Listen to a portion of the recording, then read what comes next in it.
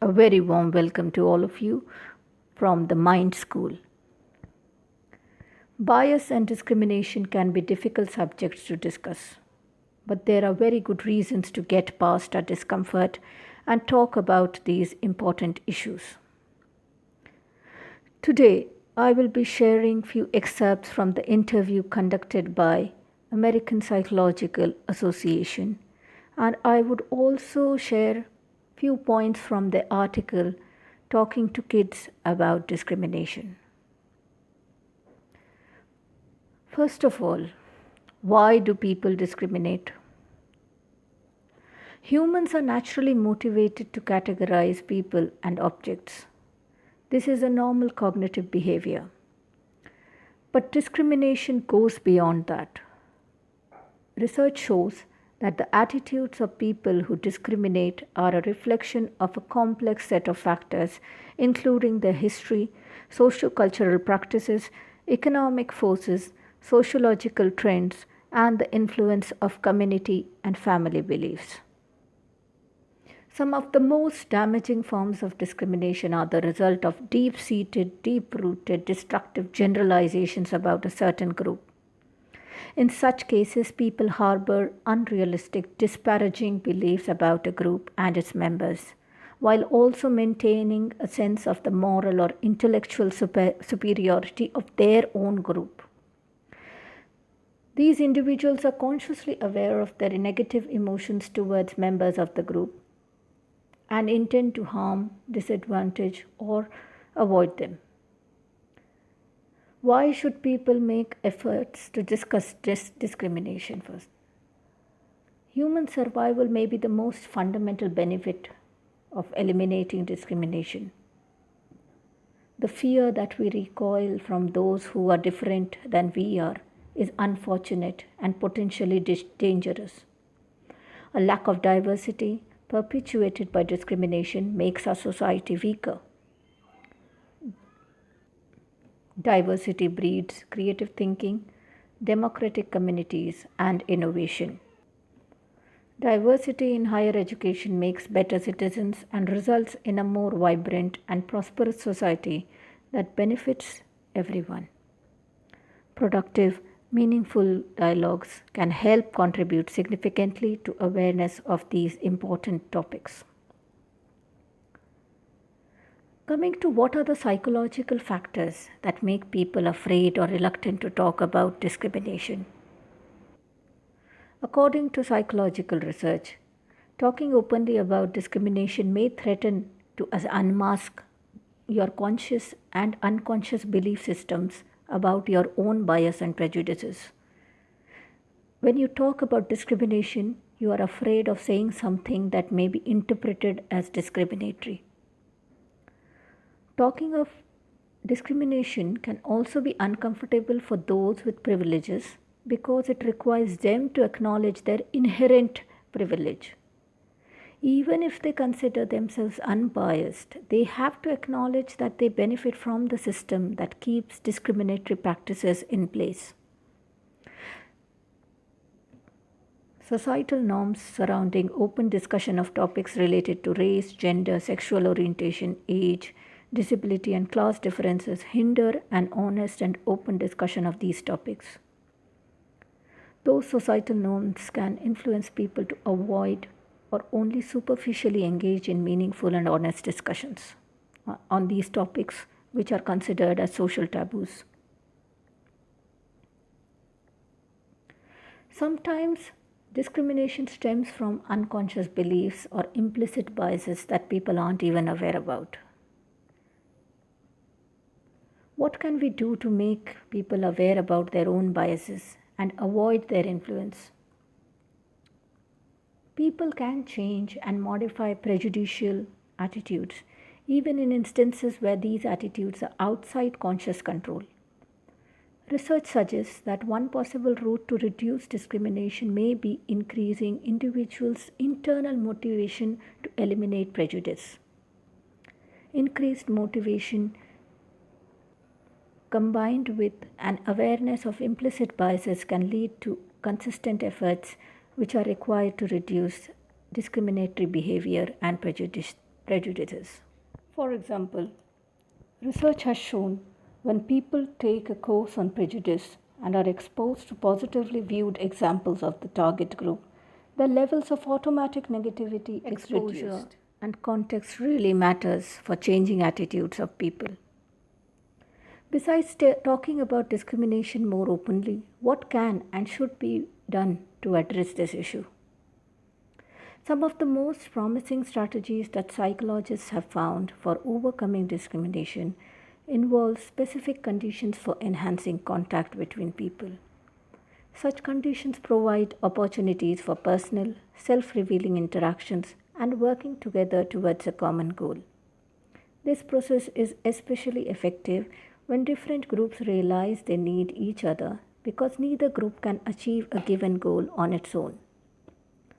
One's upbringing and influences in the earliest years of life also has a tremendous impact on how a person develops his or her perspective related to bias and discrimination. That is why it is helpful for parents and adults to think about how they talk to their kids about discrimination. As people learn more about each other in ways that eliminate strength, dispels negative images, and eliminate adverse outside influences, attitudes become less prejudiced and interactions becomes harmonious. Talking to kids about discrimination is a tough task for parents. People can be discriminated against any number of reasons: age, gender, weight, religion, income level, disability, sexual orientation, race, ethnicity. Unfortunately, many people are uncomfortable discussing racial differences, but when it comes to talking to children, experts say diversity and discrimination are subjects that should not be ignored by parents. You must remember that the children notice. Even if you do not talk to your children about differences because because parents may not want to draw attention to them, but they observe you and they notice when someone looks different than they are. Studies have shown that infants can distinguish skin tones. By early childhood, kids begin to have more favorable opinions of people they perceive as the same as they are, even if the similarities are meaningless.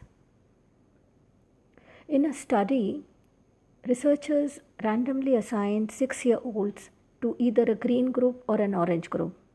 The kids later were more likely to remember positive things about the members of their own group and negative things about the people in the other group, the children in the other group.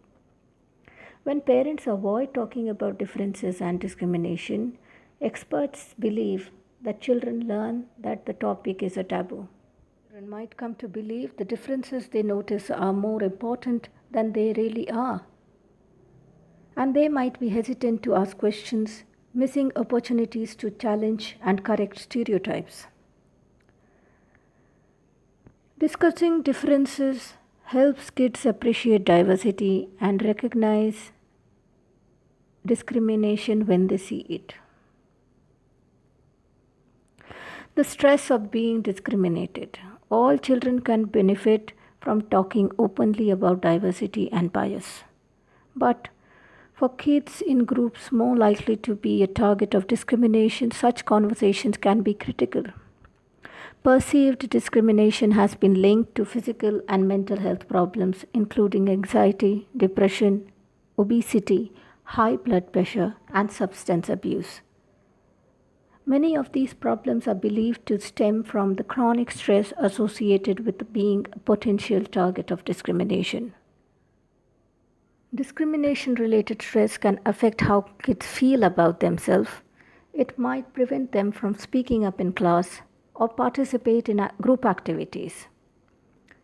But talking about it helps them prepare for dealing with discrimination and helps them keep the stress in check. Coming to the last part of the talk, discussing discrimination. How should you talk to your children about diversity and discrimination. First of all, it should not be a one conversation. It should be an open discussion and a continuous one which will go on for as long as it carries on to. Parents often avoid talking about hard subjects like sex, underage drinking, discrimination because they are personally uncomfortable about the topics. Still, parents should talk about this because unless and until you talk, it will not get easy. And your children should know about these topics beforehand. Use age appropriate language for children so that they can understand, and don't give them too much information at once. Let the conversation evolve as they get older and it will become more nuanced. Learn to respond to your child's questions about differences and bias as they come up naturally. Help children feel that their questions are welcome. Or they might come to believe that discussing differences is a taboo. Help children understand the value of diversity. A diverse set of experiences and viewpoints helps in creativity, and the kids will better understand the world around them. The targets of discrimination, and when people are discriminated against, we can miss an important opportunity to learn from them. Take opportunities to raise discussion based on what you see around you, like live, books, televisions, TV shows, video games.